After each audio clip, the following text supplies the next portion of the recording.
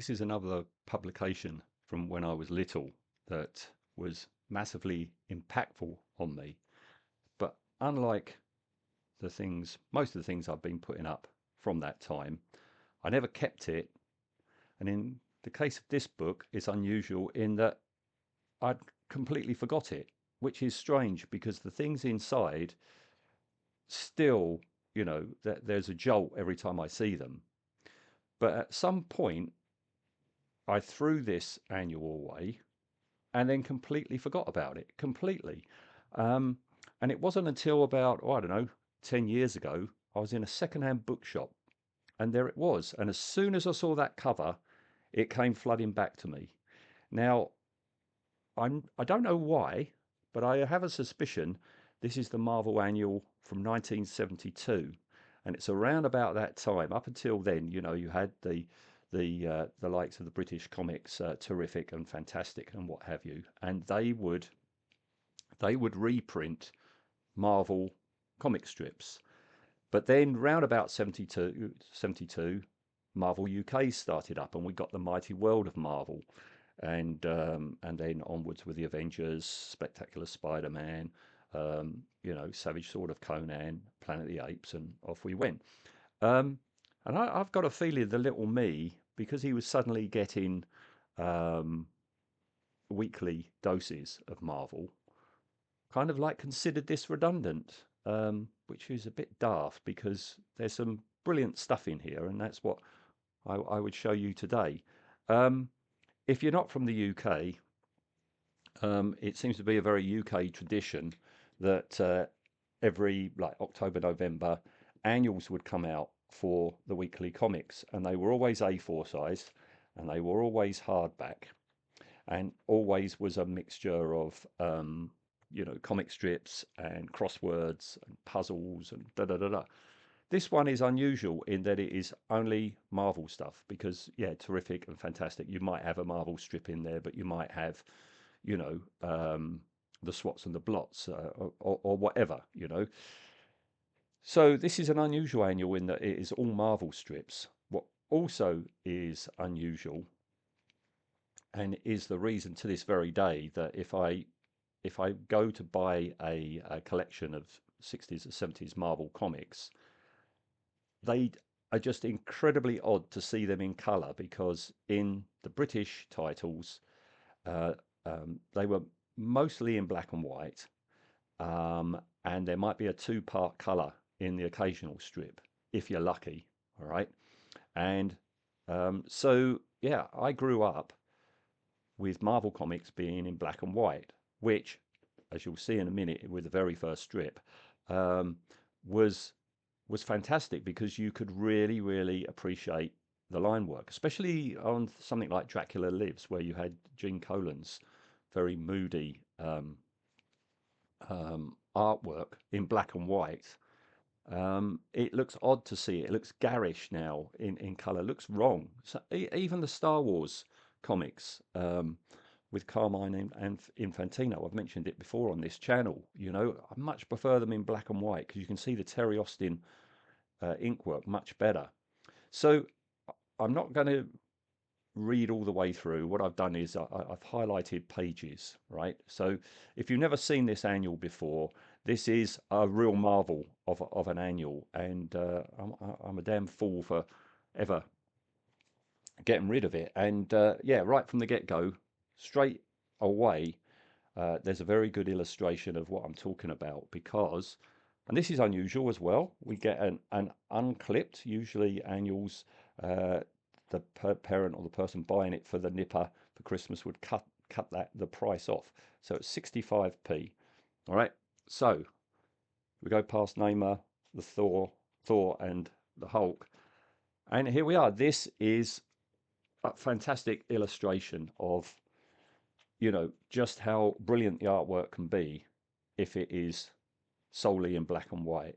I mean, I know this is early days. The Toadmen were one of the very first villains, and um, Jack Kirby was finding his way with the depiction of the Hulk, and he's still been heavily basing him on Boris Karloff. And yeah, Boris Karloff's Frankenstein, black and white monster.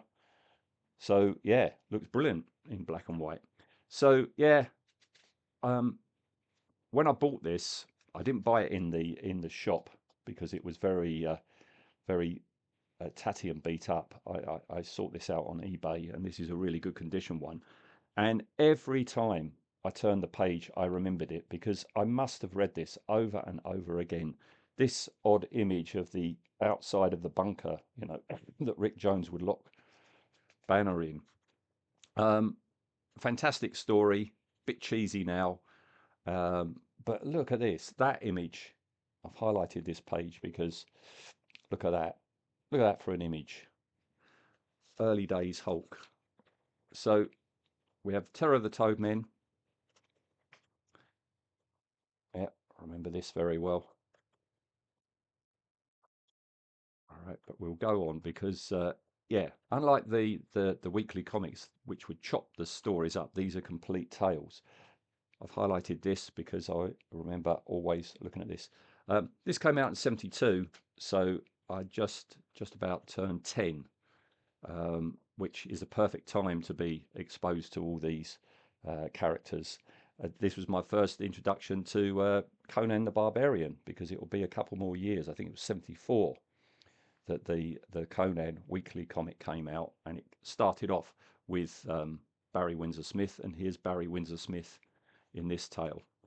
Um, I did highlight something. Yeah, yeah, it's the bad guy here with these energy beams coming out of his head, talking to the demon.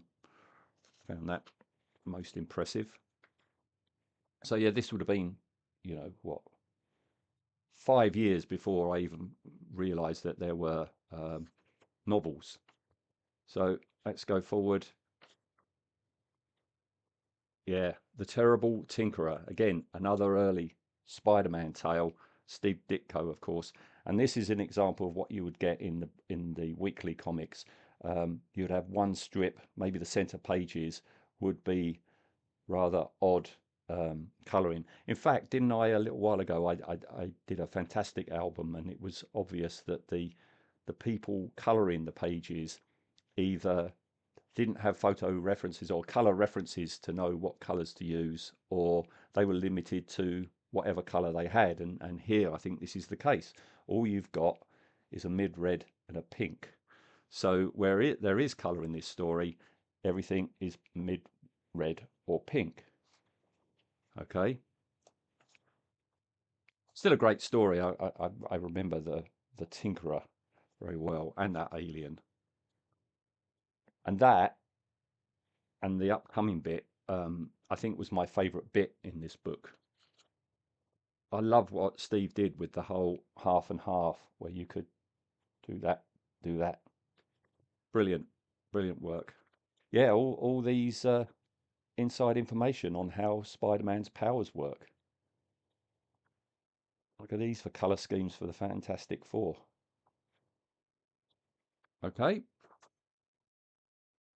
then we have Fantastic Four with Kurgo, Master of Planet X. And what I've highlighted here is right near the end where they have a population problem, and Reed comes up with a shrinking gas so the whole population can be fired in a rocket, and when they reach their destination, there's an enlarging gas which will get them back to their real size. But Kurgo, villain that he is, decides he's going to keep it for himself, and be lord of his whole race. But yeah, they take off, leaving behind. And then we find out that Rita, there was no enlarging gas. It was an empty projectile. Right, we're back to the Hulk. Tyrannus. The only thing that I really remember about this story, and I've highlighted it, is his unfeasibly huge helmet. Ooh, only Jack Kirby would draw a helmet like that. That would break your neck if you tried wearing that, especially if it was metal. Remember all these images. Yeah, and then we have a text piece on all the villains in Spider-Man's life. I remember looking at that one a lot. I don't think I'd read a Lizard story. Instead, we get the Scorpion, and I remember this one very well. The origin story, or the introduction to the Scorpion, is great. But we're back in black and white, just plain black and white for the final. This is the final story, isn't it? Yeah, yeah. So yeah, this was real odd to have an annual that I read over and over again, but then at some point, I don't know, maybe I started tending to veer towards Savage Sword of Conan. Maybe I decided I preferred the Avengers more, and I got rid of it. Um, so it's been really nice to be reunited with this again. Um, I'll have to look back through my collection and see how many more annuals I've still got to go that have the impact. I know there's comics, but as for annuals, I don't know. So yeah, stay tuned.